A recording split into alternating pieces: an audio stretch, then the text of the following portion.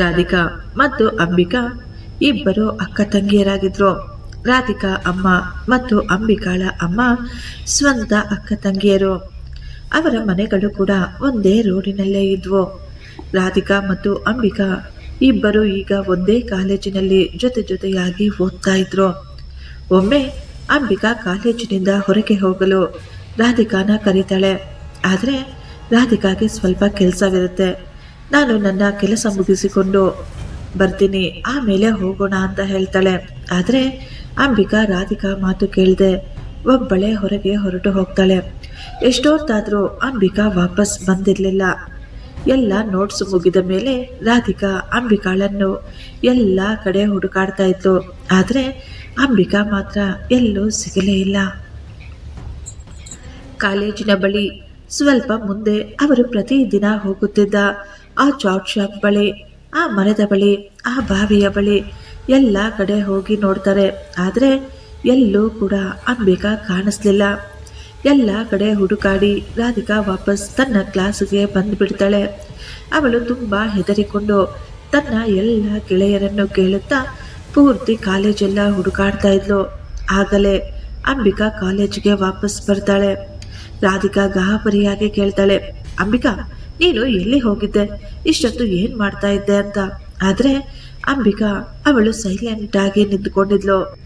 ಆದರೆ ಅಂಬಿಕಾಳ ಕಣ್ಣುಗಳು ಏನೋ ಒಂದು ರೀತಿ ಭಯಾನಕವಾಗಿ ಕೆಂಪಗೆ ಕಾಣಿಸ್ತಾ ಇದ್ವು. ಎಷ್ಟು ಸಾರಿ ಕೇಳಿದ್ರು ಅಂಬಿಕಾ ಮಾತ್ರ ಏನೂ ಮಾತನಾಡಲಿಲ್ಲ. ಅವಳು ಈಗ ಸೈಲೆಂಟ್ ಆಗಿ ತನ್ನ ಜಾಗಕ್ಕೆ ಹೋಗಿ ತನ್ನ ಡೆಸ್ಕ್ ಮೇಲೆ ತಲೆ ಇಟ್ಟುಕೊಂಡು ಅಲ್ಲೇ ಮಲಗಿಬಿಟ್ಟಿದ್ಲು. ರಾಧಿಕಾಗೆ ಅನಿಸುತ್ತೆ, ಇವಳಿಗೇನಾದರೂ ಸುಸ್ತಾಗಿರ್ಬೇಕೇನೋ, ಅಥವಾ ಇವಳು ರಮೇಶ್ ಜೊತೆ ಏನಾದರೂ ಗಲಾಟೆ ಮಾಡ್ಕೊಂಡಿರ್ಬೋದೇನೋ ಬಿಡು, ಸ್ವಲ್ಪ ಹೊತ್ತಾದರೆ ಎಲ್ಲ ಸರಿ ಹೋಗುತ್ತದೆ, ಆಮೇಲೆ ಅವಳೇ ಇದ್ದು ನನ್ನ ಬಳಿ ಎಲ್ಲ ಹೇಳ್ತಾಳೆ ಅಂದುಕೊಳ್ತಾಳೆ. ಆದರೆ ಅಷ್ಟರಲ್ಲೇ ಇದ್ದಕ್ಕಿದ್ದ ಹಾಗೆ ಆ ರೂಮಿನಲ್ಲಿ ಏನೋ ವಿಚಿತ್ರವಾದ ಶಬ್ದಗಳು ಕೇಳಿಸೋಕೆ ಶುರುವಾಗುತ್ತೆ. ಎಲ್ಲರೂ ಆ ಕಡೆ ಈ ಕಡೆ ನೋಡ್ತಾರೆ. ಕೊನೆಗೆ ಎಲ್ಲರೂ ಅಂಬಿಕಾಳನ್ನೇ ನೋಡ್ತಾ ಇದ್ರು. ಯಾಕೆಂದ್ರೆ ಅಲ್ಲಿಂದಲೇ ಅವಳ ಬಳಿಯಿಂದಲೇ ಆ ಶಬ್ದಗಳು ಬರ್ತಾ ಇತ್ತು. ಆಗಲೇ ಅಂಬಿಕಾ ನೆಲದ ಮೇಲೆ ಬಿದ್ದು ಒದ್ದಾಡೋಕೆ ಶುರು ಮಾಡ್ತಾಳೆ. ಅವಳ ಬಾಯಿಂದ ನೊರೆ ಕೂಡ ಬರ್ತಾ ಇತ್ತು. ಅವ್ರಿಗೆಲ್ಲ ಅನ್ನಿಸ್ತಾ ಇತ್ತು ಇವಳಿಗೆ ಫಿಟ್ಸ್ ಬಂದಿದೆ ಅಂತ. ತಕ್ಷಣ ಗೆಳತಿಯರೆಲ್ಲ ಓಡಿ ಬಂದು ಅಂಬಿಕಾಳನ್ನು ಹಿಡಿದುಕೊಳ್ತಾರೆ. ಕೆಲವರು ಅವಳ ಕೈಗೆ ಬೀಗ ಸಹ ಕೊಟ್ಟಿದ್ರು. ಆಗ ಟೀಚರ್ಸ್ ಕೂಡ ಓಡಿ ಬಂದು ಅಂಬಿಕಾಗೆ ಸಹಾಯ ಮಾಡಲು ಶುರು ಮಾಡ್ತಾರೆ. ಈಗ ಎಲ್ಲರೂ ಅವಳನ್ನು ಎತ್ತಿಕೊಂಡು ಹಾಸ್ಪಿಟಲ್ಗೆ ಹೋಗ್ತಾರೆ. ಹಾಸ್ಪಿಟಲ್ನಲ್ಲಿ ಡಾಕ್ಟರ್ ಎಲ್ಲ ರೀತಿಯ ಟೆಸ್ಟುಗಳನ್ನು ಮಾಡ್ತಾರೆ. ಆದರೆ ಎಲ್ಲ ರಿಪೋರ್ಟ್ಗಳು ನಾರ್ಮಲ್ಲೇ ಬಂದಿತ್ತು. ಡಾಕ್ಟರ್ ಹೇಳ್ತಾರೆ, ಈಕೆಗೆ ಏನೂ ಆಗಿಲ್ಲ, ಏನೋ ಸ್ವಲ್ಪ ಸ್ಟ್ರೆಸ್ ಇರಬಹುದೇನೋ, ಅಷ್ಟೇ ಬಿಡಿ, ರೆಸ್ಟ್ ತೆಗೆದುಕೊಂಡ್ರೆ ಎಲ್ಲ ಸರಿ ಹೋಗುತ್ತದೆ. ಈ ಮಾತ್ರೆಗಳನ್ನು 1 ವಾರ ಕಂಟಿನ್ಯೂಸ್ ತೆಗೆದುಕೊಳ್ಳಿ ಅಂತ ಹೇಳಿ ಮನೆಗೆ ಕಳುಹಿಸಿಬಿಟ್ಟಿದ್ರು. ಆಸ್ಪತ್ರೆಯಿಂದ ಅಂಬಿಕಾಳನ್ನು ಕರೆದುಕೊಂಡು ಮನೆಗೆ ವಾಪಸ್ ಬರ್ತಾರೆ. ಅಂಬಿಕಾ ಅವರ ಅಪ್ಪ ಅಮ್ಮ. ಈ ಸುದ್ದಿ ಊರಿನಲ್ಲೆಲ್ಲ ತುಂಬ ಬೇಗ ಹಬ್ಬಿಬಿಟ್ಟಿತ್ತು. ಜನ ಎಲ್ಲ ಒಬ್ಬೊಬ್ಬರು ಒಂದೊಂದು ರೀತಿ ಮಾತನಾಡ್ಕೊಳ್ತಾ ಇದ್ರು. ಕೆಲವರು ಅಂಬಿಕಾ ಮೇಲೆ ಯಾವುದೋ ದೆವ್ವ ಬಂದಿದೆ ಅಂತ ಹೇಳಿದ್ರೆ, ಇನ್ನು ಕೆಲವರು ಅವಳು ಏನೋ ದಾಟಿರಬೇಕು ಅಂತ ಹೇಳ್ತಿದ್ರು. ಇನ್ನು ಕೆಲವರು ಅವಳಿಗೆ ಯಾವುದಾದರೂ ಕಾಯಿಲೆ ಬಂದಿರಬೇಕು ಅಂತ ಮಾತನಾಡ್ಕೊಳ್ತಾ ಇದ್ರು. ಆ ರಾತ್ರಿ ರಾಧಿಕಾ ತನ್ನ ಅಮ್ಮನನ್ನು ಕರೆದುಕೊಂಡು ಅಂಬಿಕಾಳನ್ನು ನೋಡೋದಕ್ಕೆ ದೊಡ್ಡಮ್ಮನ ಮನೆಗೆ ಬರ್ತಾಳೆ. ರಾಧಿಕಾ ಅಂಬಿಕಾಳನ್ನು ನೋಡಲು ಅವರ ಮನೆಗೆ ಹೋದಾಗ ಅಂಬಿಕಾ ಚೆನ್ನಾಗಿ ಮಲ್ಕೊಂಡಿದ್ಲು. ಆದರೆ ಅವಳ ಬಾಯಿಂದ ನೊರೆ ಬರ್ತಾ ಇತ್ತು. ರಾಧಿಕಾ ಗಾಬರಿಯಾಗಿ ತಕ್ಷಣ ಮನೆಯ ಎಲ್ಲರನ್ನು ಕರೀತಾಳೆ. ಮನೆಯವರೆಲ್ಲ ಏನಾಯ್ತು ಏನಾಯ್ತು ಅಂತ ಓಡಿ ಬಂದು ನೋಡ್ತಾರೆ. ದೊಡ್ಡವರೆಲ್ಲ ಅಂಬಿಕಾಳನ್ನು ಗಮನಿಸಿದಾಗಲೇ ಅವರಿಗೆ ಗೊತ್ತಾಗೋದು ಅಂಬಿಕಾಗೆ ಪ್ರಜ್ಞೆ ಇಲ್ಲ ಅಂತ. ಅವಳ ಬಾಯಿಂದ ನೊರೆ ಬರ್ತಾನೇ ಇತ್ತು. ಆಗ ಅಂಬಿಕಾಳ ಚಿಕ್ಕಪ್ಪ ತಕ್ಷಣ ಓಡಿ ಹೋಗಿ ಒಬ್ಬ ಡಾಕ್ಟರನ್ನು ಕೂಡ ಕರೆದುಕೊಂಡು ಬರ್ತಾರೆ. ಡಾಕ್ಟರ್ ಅಂಬಿಕಾಗೆ ಇಂಜೆಕ್ಷನ್ ಕೊಟ್ಟು, ನಾನು ಇಂಜೆಕ್ಷನ್ ಕೊಟ್ಟಿದ್ದೀನಿ, ಈಕೆ ಈಗ ಚೆನ್ನಾಗಿ ಮಲಗ್ತಾಳೆ, ಬೆಳಿಗ್ಗೆ ಇವಳು ಎದ್ದಾಗ ಆಸ್ಪತ್ರೆಗೆ ಕರೆದುಕೊಂಡು ಹೋಗಿ ಅಂತ ಹೇಳಿ ಅಲ್ಲಿಂದ ಹೊರಟು ಹೋಗ್ತಾರೆ. ಮಧ್ಯರಾತ್ರಿ ಅಜ್ಜಿ ನೀರು ಕುಡಿಯಲು ಎದ್ದಾಗ ಆಕೆ ನೋಡ್ತಾರೆ, ಅಂಬಿಕಾ ತನ್ನ ಮಂಚದ ಮೇಲೆ ಇರಲೇ ಇಲ್ಲ. ಅಯ್ಯೋ ದೇವ್ರೆ, ಎಲ್ಲಿ ಹೋದ್ಲು ಈ ಹುಡುಗಿ? ವಾಶ್ರೂಮ್ಗೆ ಏನಾದರೂ ಹೋಗಿರಬಹುದೇನೋ ಎಂದುಕೊಂಡು ಅಜ್ಜಿ ಈಗ ಅಂಬಿಕಾಳನ್ನು ಹುಡುಕಿಕೊಂಡು ವಾಶ್ರೂಮ್ಗೆ ಕೂಡ ಹೋಗ್ತಾರೆ. ಆದರೆ ವಾಶ್ರೂಮ್ನಲ್ಲಿ ಅಂಬಿಕಾ ಕಾಣಿಸ್ಲಿಲ್ಲ. ಮನೆ ಪೂರ್ತಿ ಹುಡುಕಾಡ್ತಾರೆ. ಮನೆಯಲ್ಲೂ ಎಲ್ಲೂ ಅಂಬಿಕಾ ಇರಲಿಲ್ಲ. ಈಗ ಮನೆಯಲ್ಲಿ ಎಲ್ಲರೂ ಎದ್ದು ಅಂಬಿಕಾನ ಹುಡುಕಲು ಶುರು ಮಾಡ್ತಾರೆ. ಆದರೆ ಯಾರಿಗೂ ಅಂಬಿಕಾ ಮಾತ್ರ ಸಿಗಲಿಲ್ಲ. ಮನೆಯವರೆಲ್ಲ ತುಂಬ ಟೆನ್ಷನ್ ಮಾಡಿಕೊಂಡಿದ್ರು. ಇಷ್ಟಕ್ಕೂ ಇಷ್ಟೊಂದು ಮಧ್ಯರಾತ್ರಿಯಲ್ಲಿ ನಮ್ಮ ಮಗಳು ಒಟ್ಟಿಯಾಗಿ ಎಲ್ಲಿ ಹೋಗಿದ್ದಾಳೆ ಅಂತ ಎಲ್ಲರೂ ಯೋಚಿಸೋಕೆ ಶುರು ಮಾಡ್ತಾರೆ. ಆಗಲೇ ಯಾರೋ ಜೋರಾಗಿ ನಗ್ತಾ ಇರುವ ಶಬ್ದಗಳು ಕೇಳಿಸ್ತಾ ಇತ್ತು. ಎಲ್ಲರೂ ಒಂದು ಕ್ಷಣ ಗಾಬರಿಯಾಗ್ಬಿಡ್ತಾರೆ. ನಾವೆಲ್ಲ ಇಷ್ಟೊಂದು ಟೆನ್ಷನ್ನಲ್ಲಿ ನಮ್ಮ ಮಗಳು ಎಲ್ಲಿ ಹೋಗಿದ್ದಾಳೆ ಅಂತ ಹುಡುಕ್ತಾ ಇರಬೇಕಾದ್ರೆ ಈ ಮಧ್ಯರಾತ್ರಿ ಯಾರು ಈ ರೀತಿ ನಗ್ತಾ ಇರೋದು ಅಂದುಕೊಂಡು ಅವರೆಲ್ಲರ ಕಡೆ ಹುಡುಕ್ತಾರೆ, ಯಾರು ನಗ್ತಾ ಇರೋದು ಅಂತ. ಅಂಬಿಕಾ ಮನೆಯ ಹೆಂಚುಗಳ ಮೇಲೆ ಕುಳಿತುಕೊಂಡು ಎಲ್ಲರನ್ನು ನೋಡಿ ವಿಚಿತ್ರವಾಗಿ ನಗ್ತಾ ಇದ್ಲು. ಆ ಸಮಯದಲ್ಲಿ ಅವಳು ಒಂದು ದೆವ್ವದ ರೀತಿಯ ಕಾಣಿಸ್ತಾ ಇದ್ಲು. ಅವಳ ಕಣ್ಣುಗಳು ವಿಚಿತ್ರವಾಗಿ ಬೆಕ್ಕಿನ ಕಣ್ಣಿನ ರೀತಿ ಆಗ್ಬಿಟ್ಟಿದ್ವು. ಎಲ್ಲರೂ ಅವಳನ್ನು ಕೆಳಗೆ ಬಾ ಅಮ್ಮ, ಕೆಳಗೆ ಬಾ ಅಮ್ಮ, ಬಿದ್ದೋಗ್ತೀಯಾ ಅಂತ ಕರೀತಾ ಇದ್ರು. ಆದರೆ ಅವಳು ಅಲ್ಲೇ ಕುಳಿತುಕೊಂಡು ಎಲ್ಲರನ್ನು ನೋಡ್ತಾ ಎಲ್ಲರ ಕಡೆ ಕೈ ತೋರಿಸ್ತಾ ಜೋರಾಗಿ ನಗ್ತಾ ಇದ್ಲು. ಆಗಲೇ ಈ ಎಲ್ಲ ಶಬ್ದಗಳನ್ನು ಕೇಳಿ ರಾಧಿಕಾಳ ಅಪ್ಪ ಕೂಡ ಅಲ್ಲಿಗೆ ಬೇಗ ಬಂದ್ಬಿಡ್ತಾರೆ. ಅವರು ಬಂದಾಗ ಎಲ್ಲರೂ ಗಾಬರಿಯಾಗಿ ಹೇಳ್ತಾರೆ, ಅಣ್ಣ ಅಲ್ಲಿ ನೋಡಿ ಅಂಬಿಕಾ ಹೇಗೆ ಏನಾಗೋಗಿದೆ ಅಂತ, ನೀವಾದರೂ ಅವಳಿಗೆ ಹೇಳಿ ಬೇಗ ಕೆಳಗೆ ಇಳಿದು ಬಾ ಅಂತ. ಅವಳು ನಿಮ್ಮ ಮಾತು ಖಂಡಿತ ಕೇಳ್ತಾಳೆ. ಅವರೆಲ್ಲ ಮನೆಯ ಮೇಲೆ ಕೈ ತೋರಿಸ್ತಾ ಹೇಳ್ತಾ ಇದ್ರು. ರಾಧಿಕಾಳ ಅಪ್ಪ ಮೇಲೆ ನೋಡಿದಾಗ ಅಲ್ಲಿ ಯಾರೂ ಇರಲಿಲ್ಲ. ಅಂಬಿಕಾ ಅಲ್ಲಿ ಕಾಣಿಸ್ಲಿಲ್ಲ. ಎಲ್ಲರೂ ಗಾಬರಿಯಾಗಿ ಅಯ್ಯೋ ದೇವ್ರೆ, ಇಷ್ಟೊತ್ತು ಇಲ್ಲೇ ತಾನೇ ಕುಳಿತುಕೊಂಡಿದ್ಲು, ಅಷ್ಟು ಬೇಗ ಎಲ್ಲಿಗೆ ಹೊರಟೋದ್ಲು ಈ ಹುಡುಗಿ ಎಂದುಕೊಂಡು ಅಂಬಿಕಾಳನ್ನು ಹುಡುಕಾಡಲು ಶುರು ಮಾಡ್ತಾರೆ. ಮನೆಯ ಮೇಲೆ, ಮನೆಯ ಹಿಂದೆ ಎಲ್ಲ ಕಡೆ ಹುಡುಕಾಡ್ತಾರೆ. ಜೋರಾಗಿ ಅಂಬಿಕಾ ಅಂಬಿಕಾ ಅಂತ ಕೂಗಾಡ್ತಾ ಅಲ್ಲೆಲ್ಲ ಹುಡುಕಾಡ್ತಾ ಇರ್ತಾರೆ. ಇವರ ಕೂಗಾಟ ಕೇಳಿ ಅಕ್ಕಪಕ್ಕದವರೆಲ್ಲರೂ ಅಲ್ಲಿಗೆ ಬಂದು ಬಿಟ್ಟಿದ್ರು. ಏನಾಯ್ತು, ಅಂಬಿಕಾಗೆ ಏನಾಯ್ತು ಅಂತ. ಈಗ ಎಲ್ಲರೂ ಸೇರಿಕೊಂಡು ಅಂಬಿಕಾನ ಹುಡುಕಲು ಒಬ್ಬೊಬ್ಬರು ಒಂದೊಂದು ಕಡೆ ಹೋಗ್ತಾರೆ. ಇಷ್ಟು ರಾತ್ರಿಯಲ್ಲಿ ಒಂಟಿಯಾಗಿ ಅಂಬಿಕಾ ಎಲ್ಲಿ ಹೊರಟು ಹೋದ್ಲು ಅಂತ ಅವರೆಲ್ಲ ಗಾಬರಿ ಪಟ್ಕೊಂಡು ಹುಡುಕಾಡ್ತಾ ಇದ್ರು. ಹೆಂಗಸರೆಲ್ಲರೂ ಮನೆಯಲ್ಲಿ ಕುಳಿತುಕೊಂಡು ಜೋರಾಗಿ ಅಳ್ತಾ ಇದ್ರು. ಆಗಲೇ ಅಂಬಿಕಾಳ ತಾಯಿ ಅಂಬಿಕಾ ಮಂಚದ ಮೇಲೆ ಹೋಗಿ ಹುಡುಕಾಡ್ತಾರೆ. ಅಲ್ಲಿ ಏನಾದರೂ ಸುಳಿವು ಸಿಗಬಹುದೇನೋ ಮಗಳ ಬಗ್ಗೆ ಅಂತ. ಆದರೆ ಮಂಚದ ಮೇಲೆ ಇದ್ದ ಆ ವಸ್ತುವನ್ನು ನೋಡಿ ಅವರು ತುಂಬ ಗಾಬರಿ ಪಟ್ಕೊಬಿಡ್ತಾರೆ. ಅಂಬಿಕಾ ಮಲಗುತ್ತಿದ್ದ ಮಂಚದ ಮೇಲೆ ಅವಳ ದಿಂಬಿನ ಕೆಳಗೆ ಬೂದಿ ಇತ್ತು. ಅದನ್ನು ನೋಡಿ ಆಕೆ ಗಾಬರಿಯಿಂದ ತನ್ನ ಅತ್ತೆ ಮತ್ತು ಅಕ್ಕನನ್ನು ಕೂಡ ಕರೀತಾಳೆ. ಅವರೆಲ್ಲ ಅಂದುಕೊಳ್ತಾರೆ ಅದನ್ನು ನೋಡ್ಬಿಟ್ಟು ಅಂಬಿಕಾ ಮೇಲೆ ಯಾವುದಾದರೂ ಪ್ರೇತ ಶಕ್ತಿಯ ಪ್ರಭಾವ ಇರಬಹುದೇನೋ ಅಂತ. ಸ್ವಲ್ಪ ಸಮಯಕ್ಕೆ ಅಂಬಿಕಾಳ ತಂದೆ ತನ್ನ ಮಗಳನ್ನು ಎತ್ತಿಕೊಂಡು ಬರ್ತಾರೆ. ಅಂಬಿಕಾ ಆ ಊರಿನ ಸ್ಮಶಾನದ ಒಳಗೆ ಪ್ರಜ್ಞೆ ಇಲ್ಲದೆ ಬಿದ್ದಿದ್ಲು ಅಂತ ಅವರು ಹೇಳ್ತಾರೆ. ಈಗ ಅವರೆಲ್ಲರಿಗೂ ಪೂರ್ತಿ ನಂಬಿಕೆ ಬಂದ್ಬಿಟ್ಟಿತ್ತು. ಅಂಬಿಕಾಗೆ ಯಾವುದೇ ಕಾಯಿಲೆ ಇಲ್ಲ, ಬೇರೆ ಏನೋ ತೊಂದರೆಯಾಗಿದೆ ಅಂತ ಅವರೆಲ್ಲ ಅಂದುಕೊಳ್ತಾರೆ.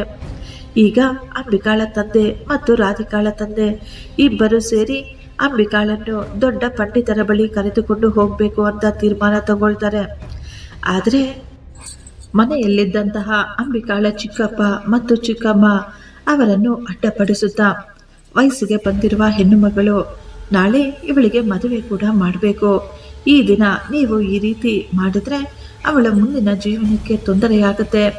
ಈ ವಿಷಯ ಗಂಡಿನ ಕಡೆಯವರಿಗೆ ಗೊತ್ತಾದರೆ ಅವರು ಮದುವೆ ಕೂಡ ಮುರಿದು ಹಾಕ್ತಾರೆ ಅಂತ ಹೇಳಿ ಅವರನ್ನು ಹೋಗದ ಹಾಗೆ ತಡೆದು ಬಿಡ್ತಾರೆ. ಬೆಳಿಗ್ಗೆ ಅಂಬಿಕಾ ಕಣ್ಣು ಬಿಟ್ಟಾಗ ಅವಳು ಕೂದಲನ್ನೆಲ್ಲ ಕೆದರಿಕೊಂಡಿದ್ಲು. ಅವಳ ಕಣ್ಣುಗಳು ಪೂರ್ತಿ ಹಳದಿ ಬಣ್ಣಕ್ಕೆ ತಿರುಗಿತ್ತು. ಅಂಬಿಕಾ ಇದ್ದು ಯಾರ ಬಳಿ ಸಹ ಮಾತನಾಡದೆ ಅವಳು ಸೈಲೆಂಟಾಗಿ ತನ್ನ ಬೆಡ್ರೂಮಿನಿಂದ ಹೊರಗೆ ಬರ್ತಾಳೆ. ಅವಳು ಅಡುಗೆ ಮನೆಗೆ ಹೋಗಿ ಅಡುಗೆ ಮನೆಯಲ್ಲಿ ಉರಿಯುತ್ತಿದ್ದ ಕಟ್ಟಿಗೆ ಒಲೆಯನ್ನು ನೋಡ್ತಾ ನಿಂತ್ಕೊಂಡಿದ್ಲು. ಆಗ ಅಂಬಿಕಾಳ ಅಮ್ಮ ಕೇಳ್ತಾರೆ, ಅಂಬಿಕಾ ಏನಾಯ್ತಮ್ಮ ನಿನಗೆ ತುಂಬ ಹಸಿವಾಗ್ತಾ ಇದೆಯಾ? ನಿನ್ನೆಯಿಂದ ನೀನು ಏನೂ ತಿಂದೇ ಇಲ್ಲ. ನಿನಗಿಷ್ಟವಾದ ತಿಂಡಿ ಮಾಡಿಕೊಡ್ಲಾ, ಇಲ್ಲ ಅಂದರೆ ಹಾಲು ಕುಡಿತೀಯಾ ಹೇಳು ಅಂತ ಕೇಳ್ತಾರೆ. ಆದರೆ ಅಂಬಿಕಾ ಮಾತ್ರ ಏನೂ ಮಾತನಾಡೋದೇ ಇಲ್ಲ. ಅವಳು ಉರಿತಾ ಇರುವ ಆ ಬೆಂಕಿಯನ್ನೇ ನೋಡ್ತಾ ನಿಂತ್ಕೊಂಡಿದ್ಲು.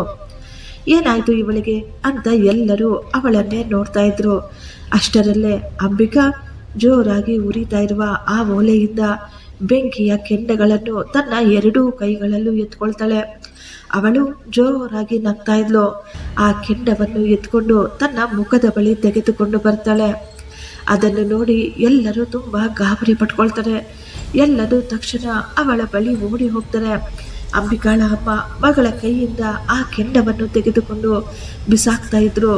ಅಂಬಿಕಾ ಜೋರಾಗಿ ನಗುತ್ತಾ ಆಕೆಯನ್ನು ತಳ್ಳಿ ಒಳೆಯಿಂದ ಎಲ್ಲ ಕೆಂಡಗಳನ್ನು ತೆಗೆದುಕೊಂಡು ಅಡುಗೆ ಮನೆಯ ತುಂಬ ಬಿಸಾಕ್ತಾ ಇದ್ಲು.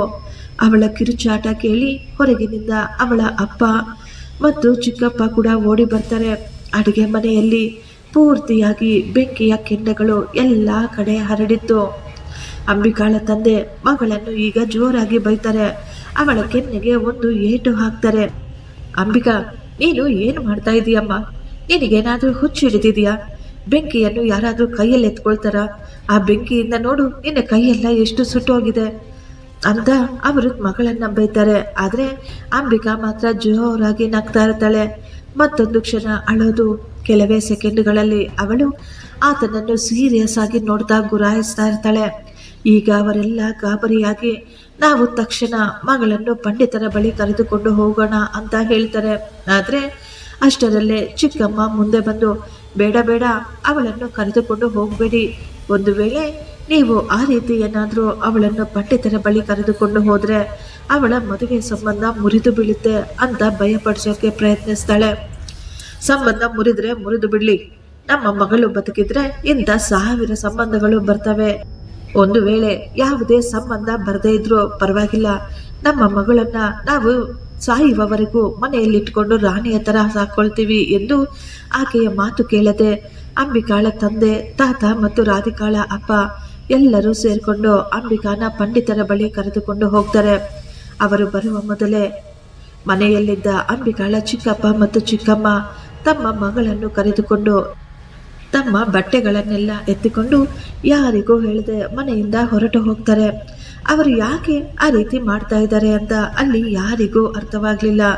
ಕೇಳಿದರೂ ಕೂಡ ಅವರು ಏನೂ ಹೇಳಲೇ ಇಲ್ಲ. ಅಂಬಿಕಾ ಈಗ ಮನೆಗೆ ವಾಪಸ್ ಬಂದಾಗ ರಾತ್ರಿ ಸುಮಾರು 12 ಗಂಟೆಯಾಗಿತ್ತು. ಈಗ ಅಂಬಿಕಾನ ಅವರ ಮನೆಗೆ ಕರ್ಕೊಂಡು ಹೋಗದೆ ರಾಧಿಕಾನ ಮನೆಗೆ ಕರ್ಕೊಂಡು ಹೋಗ್ತಾರೆ. ರಾತ್ರಿಯೆಲ್ಲ ಅಂಬಿಕಾ ರಾಧಿಕಾ ಅವರ ಮನೆಯಲ್ಲಿಯೇ ಮಲ್ಕೊಂಡಿದ್ಲು. ಬೆಳಿಗ್ಗೆ ಪಂಡಿತರು ತಮ್ಮ 3 ಜನ ಶಿಷ್ಯರೊಂದಿಗೆ ಅಂಬಿಕಾಳನ್ನು ನೋಡಲು ಅವರ ಮನೆಗೆ ಬರ್ತಾರೆ. ಅಂಬಿಕಾನ ಕೂಡ ಮನೆಗೆ ಕರೆಸಿ ಅವಳನ್ನು ಎದುರುಗಡೆ ಕೂರಿಸಿಕೊಂಡು ಅವರು ಹೋಮವನ್ನು ಮತ್ತು ಹವನವನ್ನು ಸಹ ಮಾಡ್ತಾರೆ. ಪೂಜೆ ಮುಗಿದ ನಂತರ ಅಂಬಿಕಾಳ ಕೈಗೆ ರಕ್ಷಾ ಸೂತ್ರವನ್ನು ಕಟ್ಟಿ ಯಾವುದೇ ಕಾರಣಕ್ಕೂ ಮನೆಯಿಂದ ಎಲ್ಲೂ ಹೊರಗೆ ಹೋಗಬಾರ್ದು, ಯಾರ ಕೈಯಿಂದಲೂ ಏನು ತೆಗೆದುಕೊಂಡು ತಿನ್ನಬಾರ್ದು ಅಂತ ಎಚ್ಚರಿಸಿ ಅಲ್ಲಿಂದ ಹೊರಟು ಹೋಗ್ತಾರೆ. ಆ ದಿನ ಮಧ್ಯಾಹ್ನ ಅಂಬಿಕಾಳ ಚಿಕ್ಕಪ್ಪ ಮನೆಗೆ ಬರ್ತಾರೆ. ಅವರ ಕಣ್ಣುಗಳಲ್ಲಿ ಭಯ ಎದ್ದು ಕಾಣಿಸ್ತಾ ಇತ್ತು. ಅವರನ್ನು ನೋಡಿ ಅಂಬಿಕಾಳ ತಂದೆ ತನ್ನ ತಮ್ಮನನ್ನು ಒಡೆಯಲು ಮುಂದಾಗ್ತಾರೆ. ಯಾಕೋ ಯಾಕೋ ಈ ರೀತಿ ಮಾಡಿಬಿಟ್ಟೆ? ಅವಳು ಕೂಡ ನಿನ್ನ ಮಗಳಂತೆ ಅಲ್ವಾ? ಎಲ್ಲ ಮಕ್ಕಳು ಒಟ್ಟಿಗೆ ತಾನೇ ಬೆಳೀತಾ ಇದ್ರು. ನಿನ್ನ ಮಗಳನ್ನು ನಾವು ನಮ್ಮ ಮಗಳ ಹಾಗೆ ನೋಡ್ಕೊಂಡ್ವಲ್ವೇನೋ? ನಿನಗೆ ಯಾಕೋ ನನ್ನ ಮಗಳ ಮೇಲೆ ಇಷ್ಟೊಂದು ದ್ವೇಷ ಅಂತ ಅಂಬಿಕಾಳ ಅಪ್ಪ ತನ್ನ ತಮ್ಮನ ಶರ್ಟನ್ನು ಹಿಡಿದುಕೊಂಡು ಅಳುತ್ತಾ ಕೇಳ್ತಾರೆ. ಏನು, ನಿನ್ನ ಮಗಳು ನನ್ನ ಮಗಳು ಒಂದೇನಾ? ನಿನ್ನ ಮಗಳು ನಿನ್ನ ಮಗಳೇ, ನನ್ನ ಮಗಳು ನನ್ನ ಮಗಳೇ ಅಂತ ಹೇಳುತ್ತಾ ಅವರ ಒಳಗಿನ ಎಲ್ಲ ದ್ವೇಷ ಆಗ ಹೊರಗೆ ಬಂದಿತ್ತು. ಅಂಬಿಕಾ, ನಿನಗೆ ಒಬ್ಬಳೇ ಮಗಳು, ನಿನಗೆ ಗಂಡು ಮಕ್ಕಳು ಕೂಡ ಇಲ್ಲ. ನಿನ್ನ ವಂಶಕ್ಕೆ ವಾರಸುದಾರರಿಲ್ಲ. ಈ ವಂಶಕ್ಕೆ ಕೇವಲ ನನ್ನ ಮಗ ಮಾತ್ರ ವಾರಸುದಾರ. ಆದರೆ ಈ ನನ್ನ ತಂದೆ ಆಸ್ತಿಯನ್ನು ನನ್ನ ಮಗನಿಗೆ ಕೊಡೋದನ್ನು ಬಿಟ್ಟುಬಿಟ್ಟು ನಿನ್ನ ಮಗಳಿಗೂ ಕೂಡ ಹಂಚ್ತಾ ಇದ್ದಾನೆ. ಅಷ್ಟು ಸಾಲದೆಂಬಂತೆ ನನ್ನ ಮಗಳು ರೂಪಾನ ನೋಡಲು ಬಂದ ಆ ಗಂಡಿನ ಕಡೆಯವರು ಕೂಡ ನನ್ನ ಮಗಳನ್ನು ಬೇಡ ಅಂತ ಹೇಳಿಬಿಟ್ಟು ಅಂಬಿಕಾನ ಇಷ್ಟಪಟ್ಟಿದ್ರು. ಅವರು ರೂಪಾಳನ್ನು ನೋಡಲು ಬಂದು ಅಂಬಿಕಾಳ ಜೊತೆ ಸಂಬಂಧವನ್ನು ಫಿಕ್ಸ್ ಮಾಡಿಕೊಂಡಿದ್ರು. ಈ ಸಂಬಂಧಕ್ಕೆ ನೀವೆಲ್ಲರೂ ಕೂಡ ಒಪ್ಪಿಕೊಂಡು ನನ್ನ ಮಗಳಿಗೆ ಅನ್ಯಾಯ ಮಾಡಲಿಲ್ವಾ? ಆಗಿನಿಂದ ಅಂಬಿಕಾ ಅಂದರೆ ಅಸೂಯೆ, ದ್ವೇಷ ಇನ್ನೂ ಹೆಚ್ಚಾಗ್ಬಿಟ್ಟಿತ್ತು ನಮಗೆ. ಈ ನಿನ್ನ ಮುದ್ದಿನ ಮಗಳು ಈ ಅಂಬಿಕಾ ನನ್ನ ಮಗ ಮತ್ತು ಮಗಳ ಪಾಲಿಗೆ ದೊಡ್ಡ ಶತ್ರುವಾಗ್ಬಿಟ್ಟಿದ್ದಾಳೆ. ನನ್ನ ಮಗಳು ಪ್ರತಿದಿನ ಎಷ್ಟು ಅಳ್ತಾ ಇದ್ಲೋ ಅದು ನಮಗೆ ಮಾತ್ರ ಗೊತ್ತು. ನನ್ನ ಮಗಳ ಕಣ್ಣೀರು ನೋಡಲು ಆಗದೆ ನಾವೀ ಕೆಲಸ ಮಾಡಿಬಿಟ್ವಿ. ದೇವರ ಪ್ರಸಾದ ಅಂತ ಹೇಳಿ ಮಂತ್ರಿಸಿದ ಬೂದಿಯನ್ನು ಊಟದಲ್ಲಿ ಮಿಕ್ಸ್ ಮಾಡಿ ಅಂಬಿಕಾಗೆ ಪ್ರತಿದಿನ ತಿನ್ನಿಸ್ತಾ ಇದ್ವಿ. ಅಣ್ಣ, ನಾವು ಮಾಡಿದ್ದು ತಪ್ಪು, ದಯವಿಟ್ಟು ನಮ್ಮನ್ನು ಕ್ಷಮಿಸಿಬಿಡು ಅಂತ ಆತ ತನ್ನ ಅಣ್ಣನ ಕಾಲಿಗೆ ಬಿದ್ದು ಕ್ಷಮಾಪಣೆ ಕೇಳ್ಕೊಳ್ತಾ ಇದ್ದ. ಆದರೆ ಅಂಬಿಕಾಳ ತಾತ ಎದ್ದು ಬಂದು ತನ್ನ ಮಗನನ್ನು ಜೋರಾಗಿ ಹೊಡಿತಾನೆ. ಮನೆಯಿಂದ ಹೊರಗೆ ಹಾಕ್ಬಿಡ್ತಾರೆ. ಆಸ್ತಿಯನ್ನು ಕೂಡ ನಿಮಗೆ ಕೊಡೋದಿಲ್ಲ ಅಂತ ಹೇಳ್ಬಿಡ್ತಾರೆ. ಅಷ್ಟು ಮಾತ್ರವಲ್ಲ, ಅವರು ಮಾಡಿದಂತಹ ಈ ನೀಚ ಕೆಲಸವನ್ನು ಎಲ್ಲ ಸಂಬಂಧಿಕರಿಗೂ ಊರಿನವರಿಗೂ ಎಲ್ಲರಿಗೂ ಹೇಳಿಬಿಟ್ಟಿದ್ರು. ಇವರನ್ನು ಯಾರೇ ಆಗಲಿ ಸೇರಿಸಿಕೊಳ್ಳಬಾರದು, ಇವರು ತಿಂದ ಮನೆಗೆ ದ್ರೋಹ ಬಗೆಯುವವರು ಅಂತ ಎಲ್ಲರಿಗೂ ಎಚ್ಚರಿಸಿದ್ರು. ಪಂಡಿತರು ಅಂಬಿಕಾಳನ್ನು ಕರೆದುಕೊಂಡು ಹೋದಾಗ ಅವಳನ್ನು ನೋಡಿ ಅವರು ಅಲ್ಲೇ ಹೇಳಿದ್ರು, ಈ ಹೆಣ್ಣು ಮಗುವಿನ ಮೇಲೆ ಮರಣ ಕ್ರಿಯೆ ನಡೆದಿದೆ. ಮಾಡಿದವರು ನಿಮ್ಮ ಮನೆಯಲ್ಲಿಯೇ ಇದ್ದಾರೆ. ಸ್ಮಶಾನದಲ್ಲಿ ಸುಟ್ಟ ಹೆಣದ ಬೂದಿಯನ್ನು ಮಂತ್ರಿಸಿ ಈ ಮಗುವಿಗೆ ತಿನ್ನಿಸಿದ್ದಾರೆ. ತಿಂದ ಆ ದಿನದಿಂದ ಈಕೆ ವಿಚಿತ್ರವಾಗಿ ಆಡಲು ಶುರು ಮಾಡಿದ್ಲು. ಕೇವಲ 7 ದಿನದಲ್ಲಿ ಅವಳ ಸಾವು ನಿಶ್ಚಿತವಾಗಿತ್ತು. ಅಷ್ಟರಲ್ಲೇ ನೀವು ನಿಮ್ಮ ಮಗಳನ್ನು ಇಲ್ಲಿ ನಮ್ಮ ಬಳಿ ಕರೆದುಕೊಂಡು ಬಂದಿದ್ದೀರಾ. ನೀವೇನಾದರೂ ಇನ್ನು 3 ದಿನ ತಡ ಮಾಡಿದರೆ ಈ ಹೆಣ್ಣು ಮಗುವನ್ನು ಕಾಪಾಡಲು ಯಾರಿಂದಲೂ ಸಾಧ್ಯವಿರಲಿಲ್ಲ ಅಂತ ಹೇಳಿದರು. ಅದಕ್ಕಾಗಿಯೇ ಚಿಕ್ಕಪ್ಪ ಮತ್ತು ಚಿಕ್ಕಮ್ಮ ಅಂಬಿಕಾಳನ್ನು ಪಂಡಿತರ ಬಳಿ ಕರೆದುಕೊಂಡು ಹೋಗದ ಹಾಗೆ ಅಡ್ಡಿ ಪಡಿಸ್ತಾ ಇದ್ರು. ದೇವರ ದಯೆಯಿಂದ ಅಂಬಿಕಾ ಈಗ ಪೂರ್ತಿಯಾಗಿ ಗುಣಮುಖವಾಗಿದ್ಲು. ಈಗ ಅವಳ ಮದುವೆ ಕೂಡ ನಡೆದಿತ್ತು. 2 ಮಕ್ಕಳೊಂದಿಗೆ ಅವಳು ಜೀವನದಲ್ಲಿ ತುಂಬ ಸಂತೋಷವಾಗಿದ್ದಾಳೆ. ಗಂಡನ ಮನೆಯಲ್ಲಿ ಸುಖವಾದ ಜೀವನ ಸಾಗಿಸ್ತಾ ಇದ್ದಾಳೆ. ಫ್ರೆಂಡ್ಸ್, ಈ ಸ್ಟೋರಿ ನಿಮಗಿಷ್ಟವಾಗಿದ್ದರೆ ಒಂದು ಲೈಕ್ ಮಾಡಿ ಮತ್ತು ನಮ್ಮ ಚಾನಲನ್ನು ಸಬ್ಸ್ಕ್ರೈಬ್ ಮಾಡಿಕೊಳ್ಳಿ. ಥ್ಯಾಂಕ್ ಯು, ಧನ್ಯವಾದ.